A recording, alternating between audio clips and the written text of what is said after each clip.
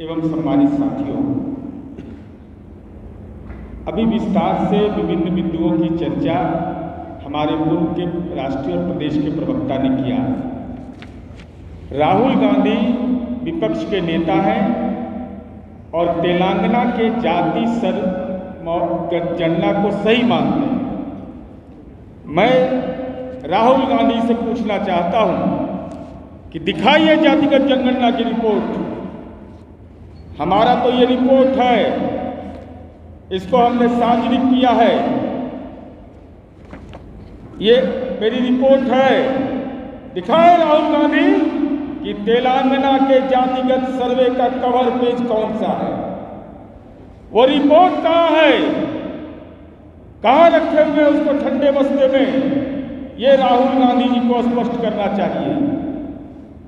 बिहार के जाति सर्वे पर सवाल उठा के आप तेजस्वी यादव को राजनीति के घेरे में ला सकते हैं, लेकिन मैं चुनौती के साथ कह रहा हूं कि अगली बार जब आइएगा तो जातिगत सर्वे का जैसे रिपोर्ट हमने सार्वजनिक किया, उस रिपोर्ट को दिखाइए, कवर पेज उसका दिखाइए, ट्वीट करिए उस कवर पेज को। कहाँ है वो कवर पेज? तेलंगाना के जातिगत सर्वे की सच्चाई यह है कि हम तो 215 पन्नों की रिपोर्ट जारी कर दी है। उनकी रिपोर्ट कहाँ? आकाश में, पाताल में, 9 ग्रह में कौन ग्रह पर है राहुल गांधी जी? यह देश की जनता को बताइए। तेलंगाना की चर्चा करते हैं, उसका कोई कवर पेज देखा है? रिपोर्ट का कोई सारांश या जातिवार आंकड़ा सार्वजनिक हुआ है? अगर हुआ है तो राहुल गांधी को बताना चाहिए। अगर आंकड़े सार्वजनिक नहीं तो पारदर्शिता कैसी? यह महत्वपूर्ण सवाल है, क्योंकि वो तेलंगाना मॉडल की चर्चा करते हैं जिसकी रिपोर्ट का संग्रह ही जारी नहीं हुआ, उसको आज तक कोई देखा ही नहीं, तो वो रिपोर्ट का औचित्य क्या है? ये राहुल गांधी जी को बताना चाहिए। राहुल गांधी जी को यह बताना चाहिए कि हम लोगों ने जातियों की सूची जारी की 214, हर जाति का कोड दिया, एक अतिरिक्त कोड अन्य के रूप में दिया गया। हे महाज्ञानी, विदेश में ज्ञान प्राप्त करने वाले राहुल गांधी जी, यह बताइए कि तेलंगाना में कोई ऐसी सूची जारी हुई, कोई कोड जारी किया गया, कोई कोडिंग सिस्टम था? अगर था तो आप तो विदेश से ज्ञान लिए, विदेश में आपका ननिहाल है, हिंदुस्तान के पार्लियामेंट के सदस्य हैं, तो आप दिखाइए कि कोडिंग सिस्टम वहां लागू हुआ था कि नहीं, और कितने जातियों की सूची आपने किस कोड के तहत उसको सन्निहित किया था, यह बताइए। अगर ये कोई सूची नहीं है, कोई कोडिंग सिस्टम नहीं है, तो उस रिपोर्ट की प्रामाणिकता क्या है? उसका कोई औचित्य है क्या? अभी बताया माननीय राजीव ने ये कि अल्पसंख्यक समुदाय का, अल्पसंख्यक में केवल वही नहीं आते हैं, इस्लाम धर्म मानने वाले लोगों का हम लोगों ने वर्गीकरण किया, उनका सामान्य, पिछड़ा, अत्यंत पिछड़ा के रूप में। तेलंगाना में ऐसा कोई वर्गीकरण नहीं हुआ। तो सच्चर कमीशन की वो रिपोर्ट क्या कहती है? राहुल गांधी जी, आपको बताना पड़ेगा कि मुसलमानों के हालात दलितों से बदतर हैं, लेकिन आपने मुस्लिम समुदाय का वर्गीकरण करना भी मंजूर नहीं किया। ये कैसी जातिगत जनगणना थी? और हम यह जानना चाहते हैं, ईबीसी की संख्या क्या है तेलंगाना में, जरा बताइए। और तेलंगाना में जो मैं बिहार मॉडल से जिसकी तुलना कर रहा हूं, जरा देखिए कितना भारी ज्ञानी पुरुष है, ही ज्ञान दे रहे हैं हम लोग को आकर के। बिहार में हम लोगों ने बिहार और बिहार से बाहर रहने वाले लोगों के बारे में भी जातिगत आंकड़े जुटाए। हमने यह पूछा कि रोजगार, शिक्षा के लिए अगर आप बाहर गए हैं तो इसकी जानकारी हमारे पास है, डेटा है हमारे पास। बिहार सरकार के पास डेटा है कि कोई गया राज्य के अंदर शिक्षा के लिए, नौकरी के लिए या और कोई कारण से, इसका तमाम डेटा हमारे पास हमारे ये जो जातिगत सूची का जो हम लोगों ने आकलन जारी किया, आंकड़े जारी किए, वो सार्वजनिक है। हमने यहाँ तक पूछा, संपन्नता के दृष्टिकोण से देखा कि किस जाति के पास कितना लैपटॉप है, कितना दोपहिया वाहन है, चरपहिया वाहन है, किसके पास बैंक खाता, जमीन, टीवी, मोबाइल, यह है। इसके आंकड़े हमने जमा किए। तेलंगाना की रिपोर्ट में ये सारे प्रश्न अनुत्तरित हैं। ये प्रश्न नहीं पूछा गया। इसका मतलब क्या हुआ? ये कैसी करना है जो रोल मॉडल लेके घूम रहे हैं कि तेलंगाना मॉडल है, और तेलंगाना मॉडल जो बिहार का जाति सर्वे का हमारा जो प्रारूप था उसमें हम इन चीज़ों की चर्चा की। तेलंगाना कहता है कि हम दलित को 3 वर्गों में बांटे। अरे बहुत देर से ज्ञान हुआ आपको, बहुत देर से, चूंकि आपको ज्ञान होने में बड़ी समय लगता है, देर लगता है आपको जानकारी हासिल करने में। हम 2007 में ही काम कर चुके हैं और इनको 2025-24 में ज्ञान होता है। खैर ज्ञान के मामले में तो आपका संगति है वैसा लोगों से, इसलिए आप संगति से गुंजात। अब देखिए इनका जरा सा फर्जीवाड़ा, मैं सीधा आरोप लगाता हूँ फर्जीवाड़ा का, आप लोग भी समझिएगा इसको। तेलंगाना में जरा ध्यान से देखिएगा, इतना सुंदर डेटा बनाया है कि देश को देखना चाहिए इस पर, और कांग्रेस पार्टी के नजरिए पर सोचना चाहिए। 2014 से 2025 तक, 2014 में भी एक सर्वे हुआ था, समग्र कुटुंब सर्वे, ये YRS की पार्टी ने करवाया था, और 2025 में जातिगत सर्वे हुआ।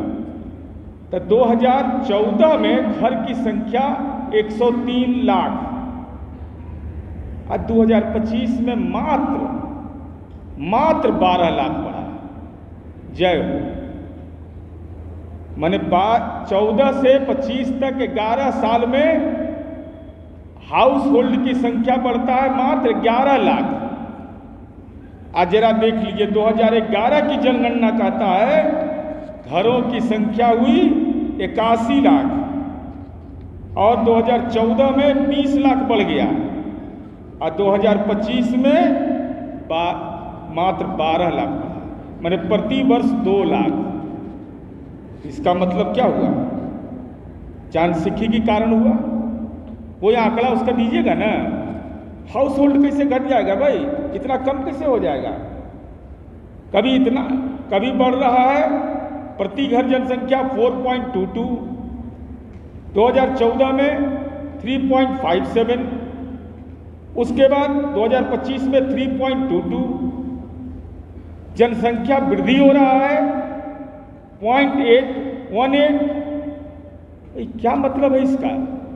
ये पूरे तौर पर ये मैं एक नज़ीर दिया कि तेलंगाना मॉडल की चर्चा लोग करते हैं। अब हम यह जानना चाहते हैं राहुल गांधी जी आपसे कि हम लोगों ने जो जाति सर्वे किया, जिस पर तो आप सवाल उठा रहे थे, अभी बताया तेलंगाना में कितने लोगों ने इस काम को किया? मात्र 94,863, और उसके सुपरवाइजर थे 9,668, और हमारे यहाँ 2,64,000 काउंट करने वाले लोगों को हमने ट्रेंड किया। 2 फेज में किया, ऐप के द्वारा किया, लेकिन तेलंगाना में कोई ऐप का इस्तेमाल नहीं। वही ओल्ड मॉडल फैशन तकनीक बना दिया जातिगत जनगणना को। हम ऐप के माध्यम से कर रहे हैं। सारे डेटा को हमने एकत्र किया, किसकी सामाजिक आर्थिक हैसियत क्या है, उसके आधार पर हमने रिपोर्ट जारी किया। लेकिन आपने यह कृत्य किया पुरानी तकनीक, ओल्ड मॉडल, मोतीलाल नेहरू वाला मॉडल चला रहे हैं। ये मोतीलाल में नेहरू मॉडल चलाएंगे। बताइए। और हमने जो किया तो ओबीसी का जो बताए, ओबीसी का गणना कम कैसे हो गया, जरा ये बताइए। हम जानना चाहते थे राहुल गांधी जी आपसे, 2014 में तेलंगाना में जो जातीय सर्वे हुआ था उसकी तुलना में ओबीसी का जनसंख्या 21 लाख घट गया। ये तो उल्टी गंगा बह रही है, ये तो गंगा जी जैसे उल्टी बहने की बात हो जाती है। आखिर ये जनसंख्या घट कैसे गया? ये आंकड़े बिल्कुल भ्रामक है तेलंगाना के अंदर में। और साथ ही साथ हम यह जानना चाहते हैं राहुल गांधी जी कि आपकी जुबान को क्या हो गया था जब पार्लियामेंट के अंदर इस पर चर्चा हुई, जिसकी चर्चा उन्होंने माननीय राजीव जी ने किया। हमको इस बात का गौरव है कि हमारे नेता आदरणीय नीतीश कुमार जी ने पार्लियामेंट के अंदर में आज जो जातिगत जनगणना की बात हुई 1994 में उसको उठाया। 2010 में, मैं डेट बता रहा हूं, 3 अगस्त 2010, 3 अगस्त 2010 को पार्लियामेंट में डिबेट हुआ। राहुल गांधी जी आप सदस्य थे सदन के, माननीय शरद यादव हो, माननीय मुलायम सिंह जैसे नेता हो, तमाम लोगों ने जातिगत जनगणना पर अपनी राय व्यक्त किया। लेकिन राहुल गांधी राजनैतिक रूप से कायर व्यक्ति सदन भी उस दिन नहीं गए, सदन नहीं गए। जातिगत जनगणना पर चूंकि बहस होनी थी, दिमाग राजनैतिक रूप से प्रदूषित था, सदन के अंदर नहीं गए, पार्लियामेंट नहीं गए। यार कि बोलने के लिए कहा जाएगा तो हमारे मन के अंदर तो दूसरा सवाल है। और अभी दरभंगा की घटना की चर्चा किया, मैं चर्चा उस पर ज़्यादा नहीं करना चाहता। ये कागजात है और दस्तावेज गलत नहीं बोलता। कार्यक्रम क्या है जरा ये सुन लीजिए। इनका कार्यक्रम है राजकीय अंबेडकर कल्याण छात्रावास मोगलपुरा दरभंगा में संविधान और सामाजिक न्याय लीडरशिप प्रोग्राम।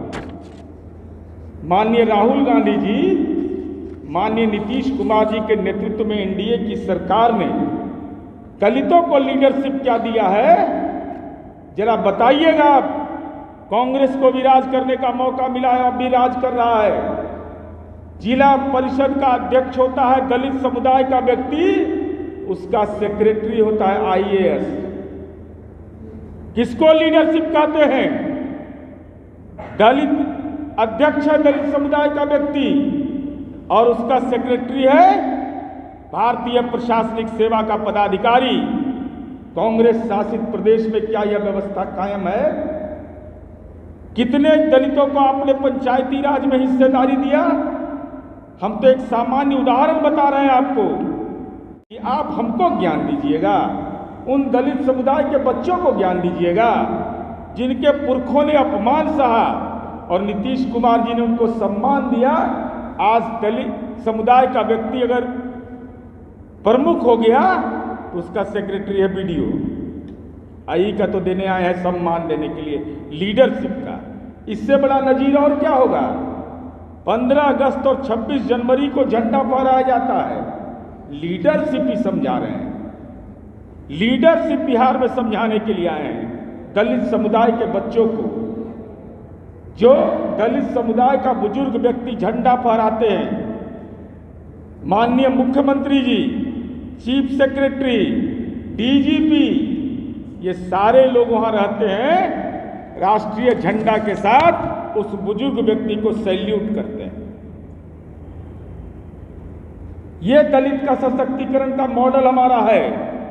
जरा बताइए राहुल गांधी जी, दलित के घर में भोजन करने का तो आप राजनीतिक प्रपंच कर सकते हैं, लेकिन राष्ट्रीय झंडा दलित के हाथ में हो और वहां का चीफ मिनिस्टर और डीजीपी और चीफ सेक्रेटरी सैल्यूट करते हैं, सम्मान करते हैं, ये दलित का सशक्तिकरण है ना।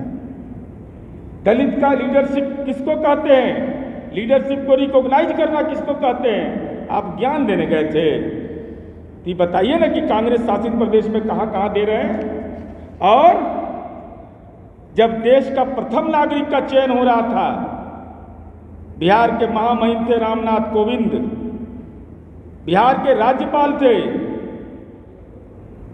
हमारे लिए महत्वपूर्ण यह नहीं था, गठबंधन नहीं था। हमने कहा कि दलित समुदाय का व्यक्ति और बिहार के महामहिम को यह मौका मिला है तो हम उनका सम्मान करेंगे। आप रामनाथ कोविंद जी के साथ खड़े थे। क्या दलित देश का प्रथम नागरिक बने, यह आपको मंजूर था? अगर मंजूर रहता तो नीतीश कुमार जैसा कलेजा रहना चाहिए राजनीति में। कहा कि नहीं, गठबंधन की बात अलग है। अगर दलित व्यक्ति को यह मौका मिल रहा है, बिहार में काम करने वाले महामहिम को यह मौका मिल रहा है, तो हम राजनीतिक गठबंधन से इतर हम देश के प्रथम नागरिक के रूप में दलित बैठे, इसके लिए हम लोगों ने समर्थन किया। ये दलित लीडरशिप होता है। दलित लीडरशिप के प्रति ये सम्मान होता है। और हम नहीं जानते राहुल गांधी जी आप क्या करते हैं, लेकिन मैं चुनौती के साथ इतना जरूर अंतिम में कहूँगा कि राजकीय कल्याण छात्रावास जो हमने बिहार में बनाया है और जो दलित छात्र जिसको जो सरकार के द्वारा जो उनको सुविधाएं दी गई है, जरा कृपा करके बता दीजिए कि दलित छात्राओं को आप कौन कौन सी आपके सरकार में कौन कौन सी सुविधा आपने दिया है, यह जरा बता दीजिए। और माथे पर कलंक का टीका है आपका। माननीय राहुल गांधी जी, यह बताइए, देश के अंदर में कर्नाटक में कांग्रेस की सरकार ने अनुसूचित जाति जनजाति के लिए आवंटित राशि 14,000 करोड़ को डाइवर्ट कर दिया। दूसरे मुद्दों में, दूसरे विभाग में उसको ट्रांसफर कर दिया। दूसरी योजनाओं में देश में नंबर 1 है ये कितने बड़े दलित विरोधी लोग हैं, इससे बड़ा और कोई प्रमाण नहीं हो सकता कि 14,000 करोड़ देश भर का सबसे टॉप किए हैं, 14,000 करोड़ रुपया। तो जरा सा अगली बार जब आइएगा तो खाली संविधान का कॉपियां मत ले आइए, तेलंगाना वाला जरा जाति सर्वे का रिपोर्ट को लेकर चलाइए। लुक्का छिपी का खेल कर रहे हैं। तेलंगाना की रिपोर्ट कहाँ है? और अगर आपने ये आवेदन दिया दरभंगा में, पैसा जमा किए थे कि मदन मोहन झा के अध्यक्ष से हटा दिए थे, आप मानो करिएगा। तो उनसे आवेदन काहे दिलवाए टाउन हॉल के लिए? टाउन हॉल के लिए उनसे आवेदन क्यों दिलवाया? जब कार्यक्रम ही नहीं करना था वहाँ, तो वहाँ मदन मोहन झा जी से इसीलिए कि वो शिक्षा से जीत के आते हैं, टीचर कौशल से जीत के आते हैं, पूर्व अध्यक्ष हैं, मिथिलांचल के नेता हैं, मिथिलांचल के रहने वाले हैं, तो उनका राजनीतिक अपमान कर दीजिएगा आप, इसीलिए कि आप बड़े नेता हैं। अगर आपको मीटिंग टाउन हॉल में नहीं करना था तो ये रसीद अब पुर्जा काहे कटवा रहे थे? क्या औचित्य था इसका?